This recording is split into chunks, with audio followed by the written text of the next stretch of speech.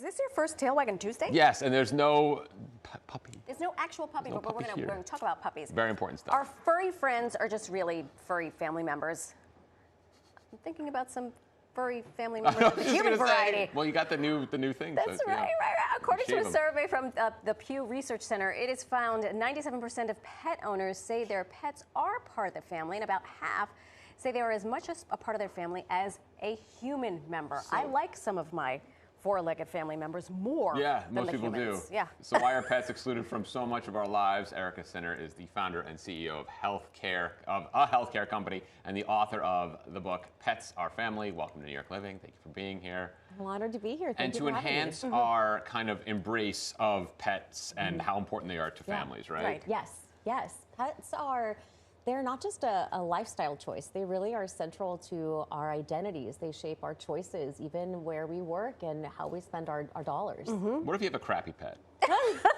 Speaking for a friend, asking for a friend. Every pet has their own personality. You have different relationships with every animal that you have. And I think sometimes you develop such a deep relationship with some that the grief can be really powerful, just like with human relationships. I will go on the record by saying that our dog, Nico, died the same day as my Titi Dora. I mourned them both. Yeah. I mourned my Nico. God rest your soul, Titi Dora. But I mourned Nico more than because I was with him every day, and he truly was a part of my experience. You have an experience with your own bereavement. I do. And this is what sort of led your work in this space. Yeah, we lost Kingston a couple of years ago, and I'm lucky enough that I own my own company. I have pet bereavement as part of my corporate policy, and it was critical for me. And I think for myself, knowing that I had that, it was important for me to advocate for others to have.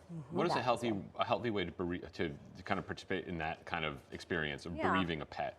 Yeah, you know, I think for employers have to start paying attention. I think more the workforce today is choosing not to have children. They're having animals as part of their family. It's becoming the modern family. And so we have to start paying attention to that. But it doesn't have to be difficult, and I think that's the misconception, is it doesn't have to be hard. It's really just employees knowing that the support is there, that it's safe enough to ask for it, and there's a benefit to employers too. You don't have employees coming in, quality of work is not going to be there, there's going to be an impact to your team. So there's an emotional and economic benefit to a compassionate policy. Especially if the pet came in to work with you and people like your coworkers know that pet. That's right. That's right. Yes. I hadn't thought about that, but that is a very... I'm here for thoughts.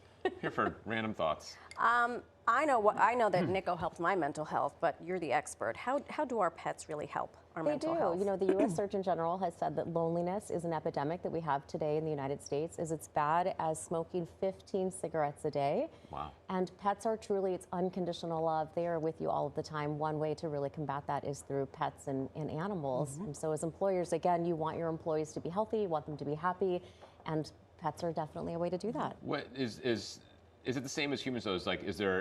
Is there a limitation to the bereavement though? Like we were talking when we lost your dog. We were comparing stories, and I broke down. And it's been 7-8 years since that. Is there a time where it's okay? It's too unhealthy now.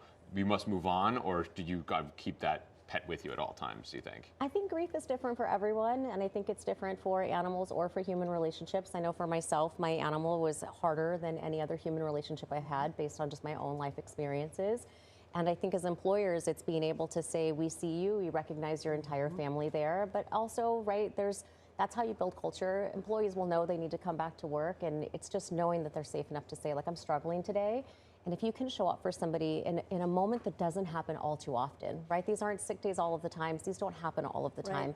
Your employees will show up for you because you were really there for them in a moment they needed it. If you are an employee and you lose your family member that is of the four-legged variety, how do you begin to go about that process of having the conversation with your manager or HR? Because I have to imagine, I mean, you are leading the charge in this, but there are plenty of companies that are like, you lost a pet, sorry. Right.